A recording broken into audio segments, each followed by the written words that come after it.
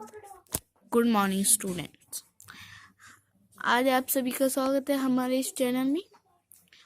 आज हम आपको पाठ 9 भोलू की भूल कक्षा दूसरी को पढ़ाएंगे। चलो स्टार्ट करते हैं। एक हरा भरा बाग था। मेरे पीछे पीछे ही बोलना, साथ साथ में पुस्तक लेके साथ में बैठना और जब रीड करना साथ में। बच्चे प्रतिदिन बाग में खेलने जाते थे। वहां दिखने वाले पशु पक्षियों को वे प्यार से किसी न किसी नाम से पुकारते थे। एक दिन अचानक बच्चों की नजर एक मोर पर पड़ी, जो अपने पंख फैलाकर नाच रहा था। नाचते हुए उसका एक पंख टूट कर गिर गया। पास ही पेड़ पर एक कौआ बैठा था, जिसे बच्चे भोलू कहकर बुलाते थे।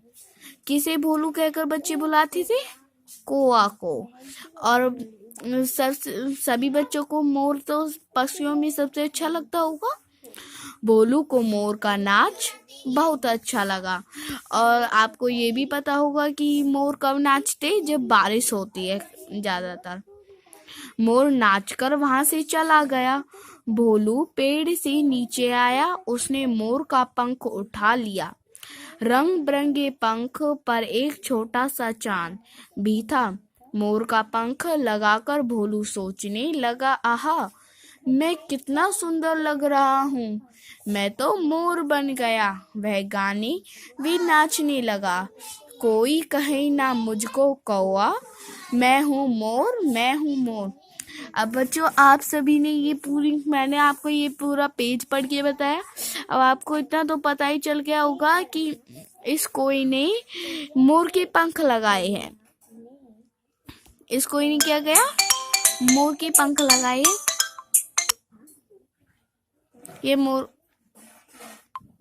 ये क्या किया उसने?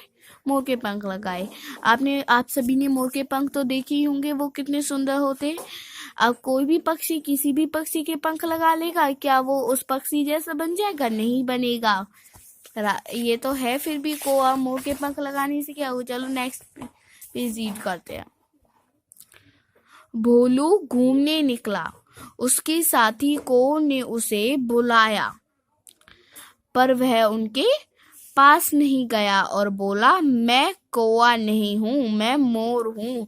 यह सुनकर सभी कोई उस पर हंसने लगे। फिर भोलू मोरों के पास पहुंचा। मोर उसे देखकर बोले, मोर नहीं, तुम कौए हो। यहाँ से जाओ, यहाँ से जाओ। भोलू ने पंख दिखाते हुए कहा, मैं मोर हूँ। उसकी बात सुनकर मोर हंस पड़े। मोरों ने उसे चोंच मारकर भगा दिया। भोलू बहुत दुखी हुआ। वह अपने मित्रों के पास गया। उन्होंने भी उसे चोंच मारकर भगा दिया। हारकर भोलू ने पंख निकालकर फेंक दिया। आखिर में हार कर उसने फिर वह कौवे से बोला, मुझे माफ कर दो, मैं मोर नहीं हूँ, मैं तो तुम्हारा मित्र कौआ हूँ। सबको ने कहा, फिर कभी अपने साथियों को छोड़कर मत जाना। ये कोई को डंक मार रही है कौआ को। चलो आज हमने आपको चैप्टर रीड करवाया है, भोलू की भूल। अब हम इसके शब्दार्थ रीडिंग करेंगे। आइए शब्दों के अर्थ जानें। प्रतिदिन क्या होता है? हर रोज। बाग, बगीचे में सुंदर सुंदर फूल लगे होते हैं, घास भी होती है। कोशिश, प्रयत्न, जो कोशिश करता है वो आखिर में जीत उसी की होती है। बहुत, अधिक का मतलब ज्यादा भी होता है। ओके, और हम इसके क्वेश्चन आंसर भी देख लेते हैं। मैंने ये क्वेश्चन आंसर पहले से लिखे हुए, आप अपनी इस बुक में भी लिख लेना और नोटबुक में राइट डाउन करना और याद भी करना। भोलू को किसका पंख मिला? हमने इसमें पढ़ा था कि भोलू को ये मोर के पंख मिले थे।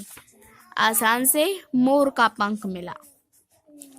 भोलू ने पंख का क्या किया? भोलू ने पंख को लगा लिया था।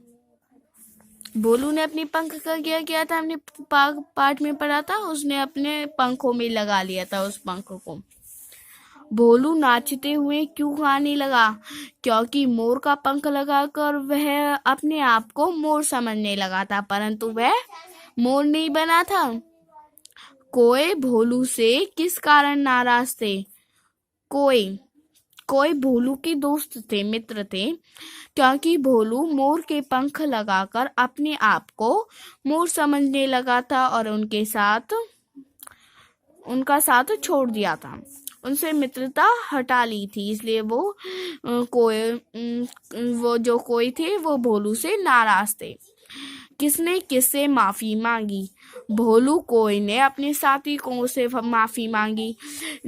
पहले कोई ने क्या किया, पहले को जो ये कुआ था, पहले ये मोरों के पास गया, इसके दोस्त इसे घूमने के लिए आई थी, तो कोई ने मना कर दिया कि मैं नहीं घूमूंगा, मैं तो मोर हूँ। तो ये मोरों के पास गया, तो मोरों ने भी इसके ऐसे ही चोंच मार कर इसको भगा दिया। फिर आखिर में फिर से को के पास है, अपने दोस्तों के पास, ये चोंच मारने लगे और फिर ये वहां से भाग गया। फिर इसने आखिर में दुखी मन से सोचा कि मेरे तो मित्र भी मुझे मारने लगे हैं, चलो मैं इन पंखों को उतार ही देता हूँ। तो ये पंख कुछ तो टूट गए थे और कुछ इसने उतार दिए। फिर भोलू कोई ने आखिर में अपने दोस्तों से ही माफी मांगी। अब हम इसका जो दूसरा अभ्यास है वो दूसरे वीडियो में देखेंगे, पढ़ेंगे। ओके।